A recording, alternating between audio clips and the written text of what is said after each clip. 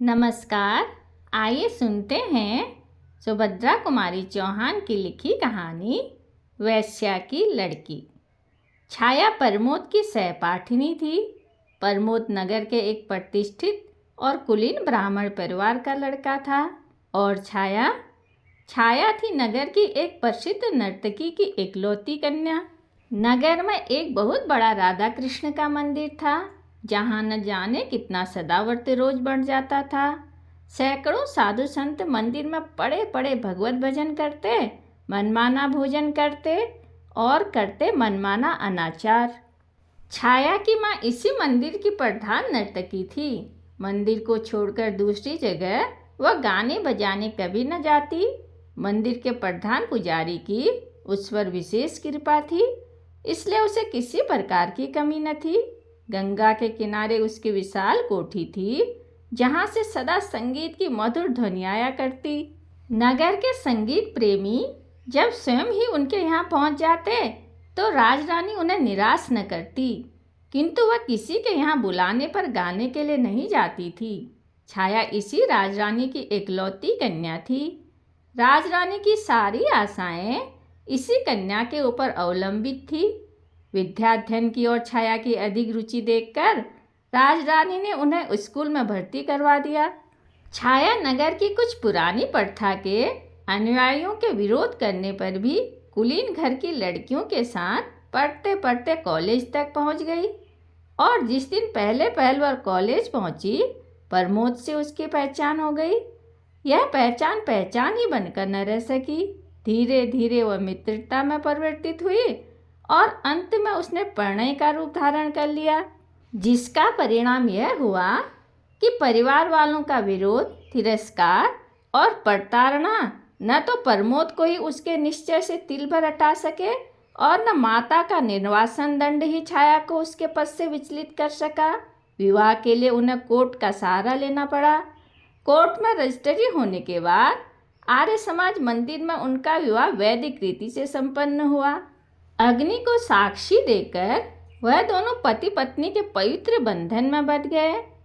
बचपन से ही कुलीन घर की लड़कियों के साथ मिलते जुलते रहने के कारण उनके रीति रिवाजों को देखते देखते छाया के हृदय में एक कुलवधू का जीवन बिताने की प्रबल उत्कंठा जागृत हो उठी थी। प्रमोद के साथ विवाह सूत्र में बंधकर छाया ने उसी सुख का अनुभव किया। वह एक कुलवधू की ही तरह प्रमोद के इशारों पर नाचना चाहती थी। प्रमोद के नहा चुकने पर अपने हाथ से ही वह प्रमोद के कपड़े धोती। अभ्यस्त न होने पर भी दोनों समय प्रमोद के लिए वह अपने ही हाथ से भोजन बनाती और थाली परसने के बाद जब प्रमोद भोजन करते वह उन्हें पंखा जला करती। प्रमोद के भोजन कर चुकने के बाद उनकी जूठी थाली में भोजन करने में वह एक अकथनीय सुख का अनुभव करती। इससे पहले इस प्रकार काम करने का उसके जीवन में कभी अवसर न आया था, किंतु धीरे धीरे उसने अपने आप को ऐसा अभ्यस्त कर लिया कि उसे कोई काम करने में कठिनाई न पड़ती। राजरानी को पुत्री की परिस्थितियों का पता लगता ही रहता था। वह सोचती थी कि मेरे साथ रहकर छाया यहाँ रानियों की तरह हुकूमत कर सकती थी। बड़े बड़े विद्वान रईस तक यहाँ आकर उसकी कदम बोसी कर जाया करते, किंतु उसकी तो मति ही पलट गई है। अपने आप ही उसने दासियों का सा जीवन स्वीकार कर लिया है। छाया को किसी प्रकार फिर से अपने चंगुल में फांस लेने के प्रयत्न में वह अब भी लगी रहती। वह सोचती, ऐस आराम में पली हुई लड़की कितने दिनों तक कष्ट का जीवन बिता सकेगी, कभी न कभी चेतेगी और आवेगी। किंतु छाया तो माता के घर के ऐस आराम को घृणा की दृष्टि से देखती थी। यहाँ वह इस कष्ट में भी जिस सुख का अनुभव करती, उसकी आत्मा को जितनी शांति मिलती थी, उस रूप के हाट में, उस वैभव की चकाचौंध में उसके शतांश का भी स्वप्न देखना छाया के लिए दुराशा मात्र थी। छाया प्रमोद के विशुद्ध और पवित्र प्रेम के ऊपर संसार की सारी विभूतियों को निछावर कर सकती थी। प्रमोद के साथ वह छोटा सा मकान उसे नंदनवन से भी अधिक सुहावना जान पड़ता था। सारांश यह है कि छाया को कोई इच्छा न थी। प्रमोद का प्यार और उसके चरणों की सेवा का अधिकार वह सब कुछ पा चुकी थी। प्रमोद के विवाह के बाद प्रमोद के माता पिता ने उन्हें अपने परिवार में सम्मिलित नहीं किया। अपने इकलौते बेटे को त्याग देने में उन्हें कष्ट बहुत था, किंतु प्रमोद ने इस कीर्ति से समाज में उनका सिर नीचा कर दिया था। अतएव वह प्रमोद को क्षमा न कर सके। स्वाभिमानी प्रमोद ने भी माता पिता से क्षमा की याचना न की। अपनी समझ में उन्होंने कोई बुरा काम न किया था, इसलिए शहर में ही पिता के कई मकानों के रहने पर भी वे किराए के मकान में रहने लगे। परिवार और समाज ने प्रमोद को त्याग दिया था, किंतु उनके कुछ अपने ऐसे मित्र थे जो उन्हें इस समय भी अपनाए हुए थे। अपने इस छोटे से इने गिने मित्रों के संसार में छाया के साथ रहकर प्रमोद को अब और किसी वस्तु की आवश्यकता न थी। आर्थिक कठिनाइयां कभी बाधा बनकर उनके इस सुख के सामने खड़ी हो जाएंगी, प्रमोद को इसका ध्यान भी न था। कॉलेज के प्रोफेसरों और प्रिंसिपल की उनके साथ बड़ी सहानुभूति थी। उनका आचरण कॉलेज में बड़ा उज्जवल रहा था और वे परीक्षाओं में सदा प्रथम ही आए थे, इसलिए वह थोड़ा प्रयत्न करने पर वहाँ प्रोफेसर हो सकते थे। परंतु सुख की आत्मविस्मृति तक ब्याह आवश्यकताओं की पहुँच कहाँ। कॉलेज में एक हिंदी के प्रोफेसर का स्थान खाली भी हुआ, किंतु प्रमोद अपने सुख में इतना भूल गए थे कि उन्हें और किसी बात का स्मरण ही न रहा। उनके मित्रों और छाया ने एक दो बार उनसे इस पद के लिए प्रयत्न करने के लिए भी कहा, किंतु उनका यह उत्तर सुनकर, छाया क्यों मुझे अपने पास से दूर भगा देना चाहती हो, छाया चुप हो गई। उसे अधिक कहने का साहस न हुआ। वह प्रमोद के भावुक स्वभाव से भली भांति परिचित थी। छोटी छोटी साधारण बातों का भी उसके हृदय पर बड़ा गहरा प्रभाव पड़ता था। यौवन जनित उन्माद और लालसाएं चिरस्थायी नहीं होती। इस उन्माद के नशे में जिसे हम प्रेम का नाम दे डालते हैं, वह वास्तव में प्रेम नहीं, किंतु वासनाओं की प्यास मात्र है। लगातार 6 महीने तक छाया के साथ रहकर अब प्रमोद की आंखों में भी छाया के प्रेम और सौंदर्य का वह महत्व न रह गया था जो पहले था। अब वह नशा कहाँ था। उन्हें अपने कर्तव्य का ज्ञान हुआ। उन्हें अब ऐसा जान पड़ता जैसे उन्होंने कोई बहुत बड़ी भूल कर डाली है। आर्थिक कठिनाइयाँ भी उन्हें पग पग पर शूल की तरह कष्ट पहुँचा रही थी। इसके अतिरिक्त माता पिता के स्नेह का अभाव उन्हें अब बहुत खटक रहा था। उनका चित्त व्याकुल सा रहता। बार बार उस स्नेह की शीतल छाया में दौड़कर शांति पाने के लिए उनका चित्त चंचल हो उठता। माता पिता के स्नेह में जो शीतलता, ममता का जो मधुर दुलार और जो एक प्रकार की अनुपम शांति मिलती है, वह उन्हें छाया के पास न मिलती। छाया के प्रेम में उन्हें सुख मिलता था, शांति नहीं। स्नेह मिलता पर शीतलता नहीं। आनंद मिलता पर तृप्ति नहीं। हाँ, प्यास और तीव्र होती जान पड़ती। आनंद और सुख के जलन की मात्रा अधिक मालूम होती। वे माता पिता के स्नेह के लिए अत्यधिक विकल रहते, किंतु जब माता पिता ने ही उन्हें अपने प्रेम के पालने से उतार कर अलग कर दिया, तब स्वयं उनके पास जाकर उनके प्रेम और दया की भिक्षा मांगना प्रमोद के स्वाभिमानी स्वभाव के विरुद्ध था। प्रमोद का स्वास्थ्य भी अब पहले जैसा न रह गया था। दुश्चिंताओं और आर्थिक कठिनाइयों के कारण वे बहुत कृष्ण और विक्षिप्त से रहते। समाज में भी अब वो मान प्रतिष्ठा न थी। हर स्थान पर उनके इसी विवाह की चर्चा सुनाई पड़ती। प्रमोद के इस कार्य से ही नहीं, स्वयं प्रमोद से भी किसी को किसी प्रकार की कोई सहानुभूति न रह गई थी। सब लोग प्राय यही कहते कि प्रमोद 2 ही 3 साल के बाद अपने इस कीर्ति पर पछताएगा। यह विवाह प्रमोद सरीखे विवेकी और विद्वान युवक के अनुकूल नहीं हुआ। ठहरी तो आखिर वेश्या की ही लड़की ना, कितने दिन तक साथ देगी। वेश्याएं भी किसी की होकर रही हैं या यही रहेंगी। इस प्रकार के न जाने कितने तरह के आक्षेप प्रमोद के सुनने में आते। इन सब बातों को सुन सुनकर प्रमोद की आत्मा विचलित सी हो उठती। उन्हें इन सब बातों का मूल कारण छाया ही जान पड़ती। वे सोचते, कहाँ से मेरी छाया से पहचान हुई? न उससे मेरी पहचान होती और न विपत्तियों का समूह इस प्रकार मुझ पर टूट पड़ता। वे अब छाया से कुछ खिंचे खिंचे से रहने लगे। उनके प्रेम में अपने आप शिथिलता आने लगी। छाया का मूल्य उनकी आंखों में घटने लगा, पर प्रमोद स्वयं ये सब चाहते न थे। छाया में वेश्या की लड़की होने के अतिरिक्त और कोई अवगुण न मिलता था, किंतु वे विवश थे। हृदय के ऊपर किसका वश चलता है? वे अपने व्यवहार पर स्वयं ही कभी कभी दुखित हो जाते, फिर वही भूल करते। कभी कभी औरों के सामने भी छाया से वह ऐसा व्यवहार कर बैठते जो अनुचित कहा जा सकता था। छाया सुख की छाया में ही पलकर इतनी बड़ी हुई थी।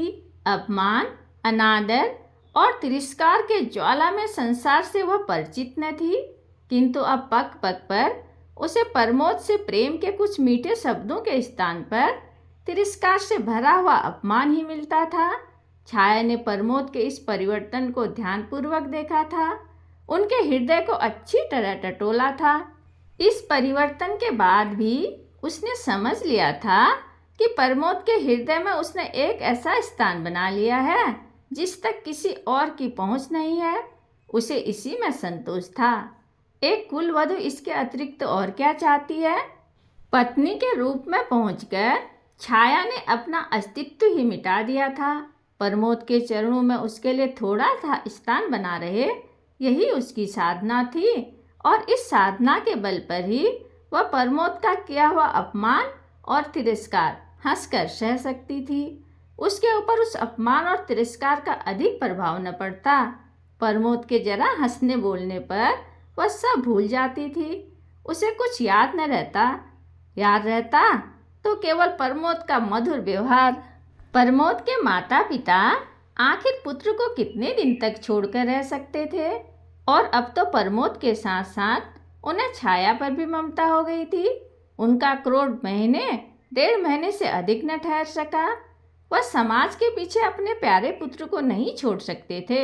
हृदय कहता था, चलो मना लाओ। बेटा आत्माभिमानी है तो पिता को नम्र होना चाहिए, किंतु आत्माभिमान आकर उसी समय गला पकड़ लेता। पुत्र के दरवाजे से उसे मनाने के लिए जाना उन्हें अपनी प्रतिष्ठा के अनुकूल न जान पड़ता। फिर पुत्र ही तो है, यदि वह पिता के पास तक आ जाए तो क्या उसकी शान में फर्क आ जाएगा? सारांश यह है कि चंद्रभूषण और सुमित्रा अब बहू बेटे के लिए व्याकुल होते हुए भी उन्हें बुला न सके। एक दिन एक व्यक्ति ने आकर कहा कि प्रमोद बहुत दुबला हो गया है और कुछ बीमार सा है। माता का हृदय पानी पानी हो गया। उसने उसी समय एक नौकर के हाथ कुछ रुपए भेजकर कहला भेजा कि प्रमोद आकर उनसे मिल जाए। रुपये तो प्रमोद ने ले लिए क्योंकि उन्हें आवश्यकता थी, परंतु वे घर न जा सके। उन्होंने समझा माँ ने पिता की चोरी से घर में बुलवाया है, इसलिए जिस घर में वे पैदा हुए, जहाँ के जलवायु में पलकर इतने बड़े हुए, उसी घर में चोर की तरह जाना उन्हें भाया नहीं। वे नहीं गए, जाना स्वीकार न किया। इससे सुमित्रा को बड़ा दुख हुआ। वे उठते बैठते चंद्रभूषण से इस बात का आग्रह करने लगी कि वे प्रमोद को स्वयं लेने जाएं। उसे मनाने में उनकी प्रतिष्ठा न कम पड़ेगी। दशरथ ने बेटे के लिए प्राण दे दिए थे, यहाँ तो जरा से सम्मान की ही बात है। पिता का हृदय तो स्वयं ही पुत्र के लिए विकल हो रहा था। वह तो स्वयं चाहते थे। अब सारी जिम्मेदारी सुमित्रा के सर पर छोड़कर वे पुत्र को मनाने चले।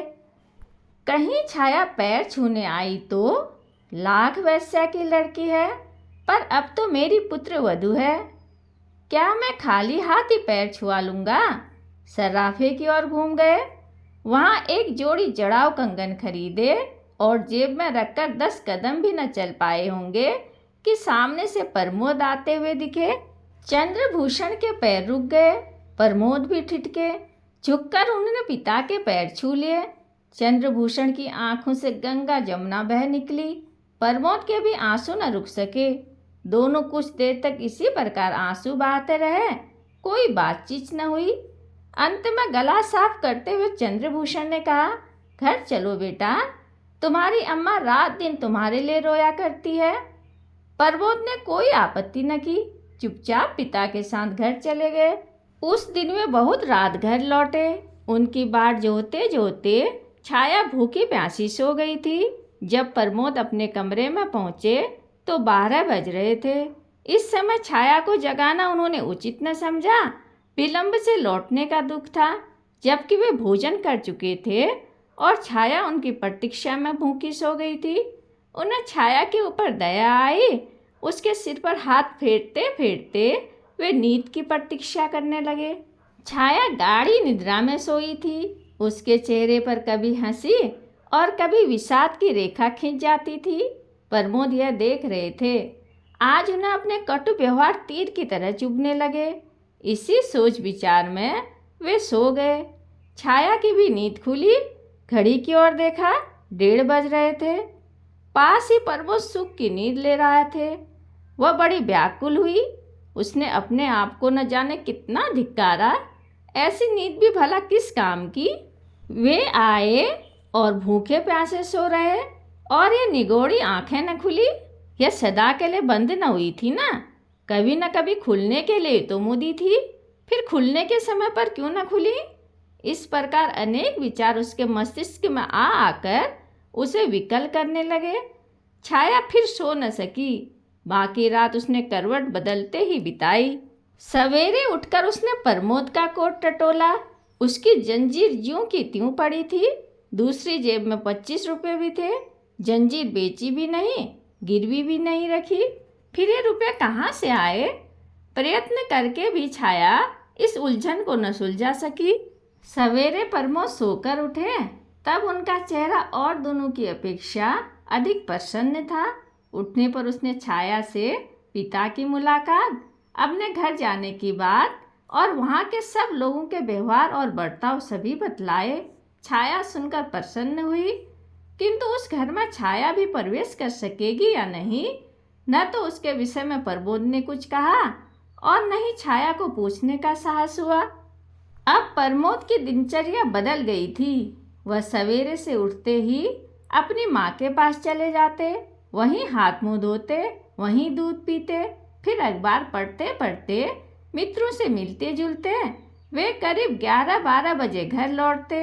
इस समय उन्हें घर आना ही पड़ता, क्योंकि छाया उन्हें भोजन कराए बिना खाना न खाती थी।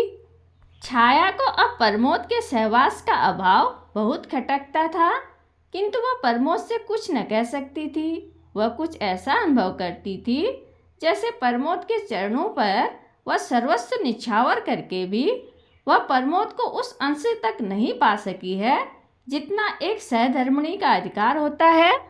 इस प्रकार 6 महीने और बीत गए।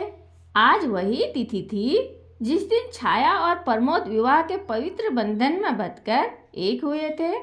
वह आज बड़ी प्रसन्न थी। सवेरे उठते ही उसने स्नान किया, एक गुलाबी रंग की रेशमी साड़ी पहनी। जो कुछ आभूषण थे वह सब पहनकर वह प्रमोद के उठने की प्रतीक्षा करने लगी। प्रमोद उठे और उठकर प्रतिदिन के नियम के अनुसार पिता के घर जाने लगे। छाया ने पहले तो उन्हें रोकना चाहा, किंतु फिर कुछ सोचकर बोली, आज जरा जल्दी लौटना। क्यों, कोई विशेष काम है? प्रमोद ने पूछा। आज अपने विवाह की वर्षगांठ है, कुछ प्रसन्न और कुछ संकोच के साथ छाया ने उत्तर दिया। ओह, होगी, उपेक्षा से कहते हुए प्रमोद ने साइकिल उठाई और वे चल दिए। छाया की आंखें डबडबा आई। वह कातर दृष्टि से प्रमोद की ओर तब तक देखती रही जब तक वे अब आंखों से ओझल न हो गए। फिर भीतर आकर अन्मयस्क भाव से घर के कामकाज में लग गई। भोजन में आज उसने कई चीजें जो प्रमोद को बहुत पसंद थी बनाई, किंतु इधर भोजन का समय निकल जाने पर भी प्रमोद घर न लौटे तो वह चिंतित हुई। उससे रहा न गया। उठकर वह प्रमोद के घर की तरफ चली। जहाँ न जाना चाहती थी वहीं गई, जो कुछ न करना चाहती थी वही किया। घर के सामने पहुंचकर उसने देखा कि चंद्रभूषण तख्त पर बैठे हैं। छाया को देखते हुए कुछ स्तंभित हो उठे, किंतु तुरंत ही आदर भाव प्रदर्शित करते हुए बोले, आओ बेटी, कैसे आई हो, आओ बैठो। छाया को ससुर से इस सद्व्यवहार की आशा न थी। वह उनके इस व्यवहार पर बड़ी प्रसन्न हुई। उसकी समझ में न आता था कि वह प्रमोद के विषय में कैसे पूछे। इसी पैसों पेश में वो कुछ देर चुपचाप खड़ी रही। अंत में अपने सारे साहस समेटकर उसने पूछा, वे कहाँ हैं? किसे? प्रमोद को पूछती हो? वह तो इधर कल शाम से ही नहीं आया। पर हाँ, वह प्राय मिस्टर अग्रवाल के यहाँ बैठा करता है। तुम ठहरो, मैं उसको बुलवाए देता हूँ, चंद्रभूषण ने उत्तर दिया। उधर प्रमोद की माँ दरवाजे की आड़ से खड़ी खड़ी छाया को निहार रही थी और मन ही मन सोच रही थी, कैसी चांद सी है। चाल ढाल से भी कुलीन घर की बहू बेटी से कुछ अधिक ही जचेगी, कम नहीं। बातचीत का ढंग कितना अच्छा है, स्वर कितना कोमल और मधुर है। चूल्हे में जाए वह समाज जिसके कारण मैं इस हीरे के टुकड़े को अपने घर में अपनी आंखों के सामने नहीं रह सकती। छाया फिर बोली, आप उन्हें न बुलवाकर मुझे ही वहाँ न पहुँचवा दें। अच्छी बात है, कह के चंद्रभूषण अपने एक विश्वास पात्र नौकर के साथ छाया को मिस्टर अग्रवाल के घर भेजकर भीतर आए। पत्नी से कहा, वह लड़की जिसके साथ तुम्हारे बेटे ने ब्याह किया है आज आई थी। पत्नी ने तिरस्कार के स्वर में कहा, वह बेचारी तो तुम्हारे दरवाजे तक आई और तुमसे इतना भी न बन पड़ा कि उसे घर के भीतर तक लिवा लाए।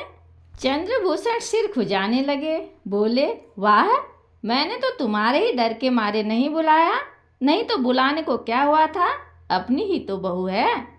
फिर वे उठकर भीतर गए। अलमारी से वही कंगन की जोड़ी जो उस दिन उन्होंने खरीदी थी लाकर पत्नी के सामने धर दी। बोले, लो, अब जब वे आवे तो उसे यह कंगन पहना देना। सुमित्रा ने एक चकित दृष्टि से एक बार कंगन और एक बार पति की ओर देखा, फिर प्यार किंतु तिरस्कार सूचक स्वर में बोली, मेरे लिए तो ऐसा कंगन कभी न लाए थे। अपनी बहू के लिए कैसे चुपचाप खरीद लाए, किसी को मालूम भी न होने लग पाया। अरे, तो ऐसे कंगनों के लिए कलाई भी तो वैसी ही चाहिए। कहते कहते चंद्रभूषण बाहर चले गए। कंगन उठाकर सुमित्रा ने रख लिए और उसी दिन से फिर छाया की बाढ़ जो होने लगी। छाया ने मिस्टर अग्रवाल के घर पहुंचकर देखा, प्रमोद ताश के खेल में तल्लीन है। वहाँ पर कई युवक और युवतियाँ थी। प्रमोद सबसे हंस हंस कर बातें कर रहे थे। वहाँ पर मिस्टर अग्रवाल की कन्या शांता को छोड़कर छाया किसी को न पहचानती थी। शांता से छाया का परिचय भी प्रमोद ने ही करवाया था। शांता प्रमोद की बाल सहेली थी और वे उसका बहुत आदर करते थे, किंतु आज प्रमोद का शांता के पास इस तरह बैठे रह जाना और छाया की उपेक्षा करना छाया को बड़ा कष्टकर जान पड़ा। वह सोचने लगी, यहाँ न आती तो अच्छा होता। वह बैठ न सकी, 10 मिनट तक चुपचाप खड़ी देखती रही। अंत में शांता की नज़र उस पर पड़ी। उसने उठकर छाया को आदर के साथ बैठाया। प्रमोद को छाया का इस प्रकार उसकी खोज में ही सही उसके मित्रों के घर तक पहुंचना अच्छा न लगा। उन्होंने वहीं सबके सामने उसे डांट दिया। वे सिर से पैर तक जल उठे। कुछ देर वहां बैठकर फिर वे अपने घर आए। घर पहुंचकर उन्होंने छाया को खूब आड़े हाथों लिया। जो कुछ जी में आया क्रोधावेग में कहते गए। क्रोध में न मनुष्य की बुद्धि रह जाती है न विवेक। प्रमोद ने जो कुछ कहना था वह भी कहा और जो कुछ न कहना था वह भी कहा। अंत में उन्होंने यहाँ तक कह डाला कि तुम अपने परिवार की चाल क्यों छोड़ सकोगी, गली गली घूमोगी नहीं तो काम कैसे चलेगा। तुम तो मालूम होता है वही करोगी जो तुम्हारी माँ आज तक कर रही है। छाया कट सी गई। अपमान उसके चेहरे पर तड़प उठा, किंतु वह कुछ नहीं बोली। वह जानती थी कि कुछ बोलकर अपना अहित छोड़कर वह हित नहीं कर सकती। अंत तक अपने इस कार्य के लिए वह विनम्र भाव से प्रमोद से क्षमा मांगती रही और इस बात का आश्वासन देती रही अब उससे ऐसी भूल कभी न होगी। किंतु प्रमोद अपने को शांत न कर सके। वे उन्मत्त की तरह कभी टहलते और कभी चुपचाप लेट जाते। अंत में कुछ देर इधर उधर टहलकर वे छाया से बोले, छाया, मैं तो मिस्टर अग्रवाल के घर जा रहा हूँ। वहाँ मुझे कुछ शांति मिलती है। शांता के पास पहुँचकर मैं एक प्रकार के सुख और शीतलता का अनुभव करता हूँ। वहाँ मैं सारी दुश्चिंताओं से क्षण भर के लिए अपने आप को मुक्त पाता हूँ। वहाँ मैं जितना अधिक रहूँ रहने दिया करो। तुम्हारे पास मुझे सिवा ग्लानि और शोक के कुछ नहीं मिलता। तुम्हारे पास मैं शांति नहीं किंतु अशांति ही अधिक पाता हूँ। शीतलता नहीं, मुझे जलन होती है। और यह सच है छाया कि अब मैं तुमसे घृणा करने लगा हूँ। तुम्हारी माँ के घर की दासी का आना जाना मैं संदेह की दृष्टि से देखता हूँ। मुझे तुम्हारे ऊपर विश्वास नहीं रह गया है। अब तुम मेरे पीछे मत पड़ो, तुम्हें स्वतंत्र किए देता हूँ। तुम चाहो तो अपनी माँ के पास जाकर सुख से रह सकती हो। मैं तो तुम्हारे साथ इतने दिनों तक रह भर पाया, बस अब और अधिक मुझे अपने साथ रहने के लिए विवश मत करो। रोने धोने का मुझ पर कोई असर नहीं होगा। जहाँ मैं थोड़ी शांति पाता हूँ वहाँ जाने दो। कहते हुए प्रमोद बाहर चले गए। छाया वहीं धरती पर लौटकर फूट फूट कर रोने लगी। आज उसे मालूम हुआ कि वह कितनी असहाय, कितनी विवश और कितनी दुर्बल है। संसार उसे शून्य सा होता हुआ जान पड़ा। उसे ऐसा लगता था जैसे उसका सर्वस्व कोई बरबस उससे छीन लिया जाता है। वह चीख पड़ी और रोते रोते बेहोश हो गई। पड़ोस की कुछ स्त्रियों ने आकर उसके मुंह पर पानी के छींटे दिए। छाया उठ बैठी। उस दिन वह भोजन न कर सकी। इस प्रकार विवाह की पहली वर्षगांठ संपन्न हुई। प्रमोद बहुत रात गए घर लौटे। छाया तब तक सोई न थी। वह अब भी रो रही थी। छाया की अवस्था पर प्रमोद को दया आ गई। उन्हीं की ओर से इस संग्राम की संधि का प्रस्ताव पेश हुआ। सुलह हुई और दोनों ने साथ भोजन किया। रात अच्छी कटी किंतु सवेरे से फिर वही रफ्तार बेढंगी जो पहले थी सो अब भी है आरंभ हो गई। प्रमोद फिर कुछ तेज बातें कहकर चल पड़े और छाया रोती रह गई। राजरानी अपनी पुत्री की दुरावस्था के विषय में प्रतिदिन सुना करती थी। उसने फिर अंतिम शस्त्र फेंका। दासी से कहला भेजा, अभी भी कुछ बिगड़ा नहीं है। छाया चाहे तो आकर मेरे साथ सुख से रह सकती है। यह इतनी बड़ी कोठी और लाखों की संपत्ति उसी की है। वह इतना कष्ट क्यों झेल रही है? अभी उसकी माँ तो जीवित है, इतना तो सोचे। छाया ने उसके उत्तर में माँ को कहला भेजा, मेरी नसों में सीता और सावित्री का खून दौड़ रहा है। मैं आर्य महिला हूँ। मैं अपने पति के चरणों को छोड़कर नहीं जा सकती। सीता और सावित्री का महान आदर्श मुझसे कहता है कि पति ही मेरा परमेश्वर है। पति को छोड़कर स्त्री की कहीं दूसरी जगह गति नहीं हो सकती। उनसे कहना कि मेरी माँ तो मर चुकी है। मैं उन्हें अपनी माँ नहीं समझती। मेरी माँ होती तो मेरी ही तरह पवित्र जीवन बिताती। इस उत्तर से राजरानी के स्वाभिमान को धक्का सा लगा। उसने सोचा अभी और ठोकरें खाने के बाद उसकी अक्ल ठिकाने आएगी, तब अपने आप चली आएगी। जैसे ही दासी घर से बाहर निकली, प्रमोद ने घर में प्रवेश किया। वह सिर से पैर तक जल उठे।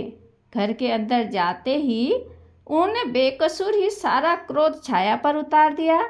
छाया के हर छोटे छोटे कार्य को अब वे संदेह की दृष्टि से देखते थे। उन्हें उसके ऊपर विश्वास न रह गया था। उसकी हर एक भावभंगी में उन्हें कुछ छल, कुछ धोखा दृष्टिगोचर होता था। उन्होंने दासी के आने का कारण पूछा और छाया ने सच सच कह देने पर भी वे विश्वास न कर सके। क्रोध में उन्मत्त से हो रहे थे। क्रोध के साथ बोले, छाया तुम जाओ, जाओ अपनी माँ के साथ रहो। मेरा पिंड छोड़ दो। तुम्हारे साथ रहने से मुझे कष्ट भर होता है और कुछ नहीं। मैं अपने आप तो तुम्हें छोड़ नहीं सकता। तुम अपने आप ही अपनी माँ के पास चली जाओ तो मेरे ऊपर किसी प्रकार की जिम्मेदारी न आएगी। मेरा कहना मानो, मुझे इस बंधन से मुक्त कर दो छाया। तुम भी सुख से रहो सकोगी, मैं भी सुख से रहूँगा। छाया ये बातें चुपचाप सुन रही थी। उसकी आंखों से आंसू बहते जाते थे। उसने हिचकियों के साथ कहा, प्रमोद तुम बंधन से मुक्त होना चाहते हो तो मैं कर दूंगी। व्यंग और उपेक्षा की हंसी के साथ प्रमोद ने कहा, हाँ यही चाहता हूँ छाया, मुझे बंधन से मुक्त कर दो। जिस दिन तुम मेरी इतनी बात मान लोगी मुझे बड़ी शांति मिलेगी। शाम को घर लौटकर प्रमोद ने देखा छाया अपने जीवन की अंतिम सांसें ले रही थी। उसकी आंखें कदाचित एक बार प्रमोद को देख लेने की प्रतीक्षा में खुली थी। प्रमोद के आते ही एक हिचकी के साथ उसकी आंखें सदा के लिए बंद हो गई। प्रमोद पागलों की तरह छाया की लाश पर गिर पड़े। आज भी प्रमोद नन्ही सी पोटली जिसमें छाया का चित्र और उसका अंतिम पत्र है, बड़ी सावधानी से हृदय से लगाए हुए नगर के सुनसान स्थानों में या खंडहरों में देखे जाते हैं।